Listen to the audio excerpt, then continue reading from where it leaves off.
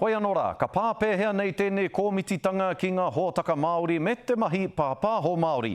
Kia tahuri ake tātou kia te Ōkiwa McLean i te whare pāremata i tēnei wā nei. Nō reira te Ōkiwa, kua tako te pātai, he aha koia te pānga o tēnei kōmitimititanga ki ngā hōtaka Māori ki te ao pāpāho Māori. He pātai tino pai tēnā e skori haunga ngā kōreroa minita whāwhoi e meana. He piki tūranga nui tēnei ki te ao pōpō ki te anamata o te ao pāpāho Māori.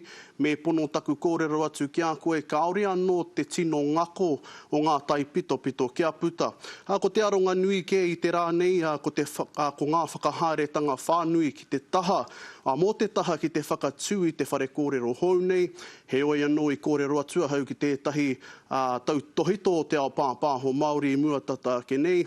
Hei tāna ke nepea he painga kētanga ke pea kei roto i tēnei kaupapa mō te ao pōpō o te rāngai pāho Māori. Nō ngā wiki tata nei whakanui ai te huringa tau whātekau o te karere. Nau mai ki te whare o te karere. Ko ia pū te hōtaka reo Māori tuatahi i pāhotia ki te teihana auraki. Karau te tino marama. Hangarangi rua ana ngā whakaaro o Derek Fox mō te pāhotanga pāpāho i te rā nei. I runga tonu i te mea ka ore anō kia puta te whānuitanga. Kāre nō kia tātou kia ki te me pēhea e rā āhuatanga kōchinei tāna te kōrero. Ka pēhea a te karere, ka pēhea a mara, ka pēhea te pauka whakaata Māori, ka pēhea ngā teihana Māori. Koe nā ngā me kāre nō kia puta mai. E rua ngā hui nui i karangatia i tēnei tau mō te taha, mō te ako i te taha Māori. Ko Fox tētehi o ngā tau tohito pāpāho Māori mai anō. Ko ia te kanohi ki te ai te karere i marae i te reo tātaki nei i ngā tau kahori. Hei tāna he piki tūranga pea tēnei mō te rāngai pāpāho Māori. No reira kei te ahua ratau ki tēnā whakaaro, ki te kohi i ngā painga ka puta mai i te kāonatanga me e tahi atu kia kahai te rōpu nei ki te mahi i ngā mahi e pāna ki te katoa o Aotearoa me tātou te iwi Māori. Nō te rā nei puta i te whakahau i te minita pāpāho marunga whakatata. It will continue to deliver on the Crown's treaty obligations. Ka aro nui te whare kōrero hou ki te whakapūmau i te mana o te tiriti, me te whakau tonu i ngā kaupapa me te tirohanga Māori. Obviously, TK's had a birthday recently, and again, I just want to reiterate that this is about strengthening what we already have.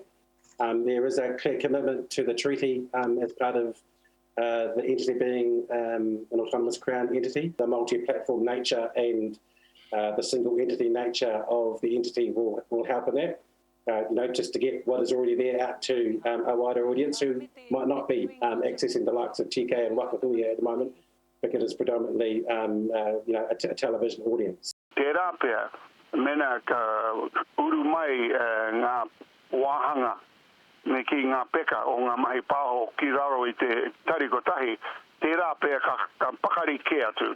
Koe nā tā aku e titiro nei. He titiro he pōhe noa te mahi i te wānei, kia putara anō te tēwara me ngā tai pito whānui. No muri mai i te pāhotanga o te minita i te rānei he mea tute au a minita whāwhoi ki te pātai. Ka kitea rānei, ka nui ke atu te kitea rānei o ngā hōtaka i te teihana hou nei. Hei tāna ka aro nui ke ki ngā kaupapa hōtaka Māori kei roto ke i te reo tātaki me irirangi Aotearoa pēnei i a Whakahuiama. Engari kia otirawa, kia tatūrawa te whakapakari, te whakatānekaha i wera o ngā hōtaka kātahi rawa kātahuri ki te whakawhānui i ngā hōtaka Māori.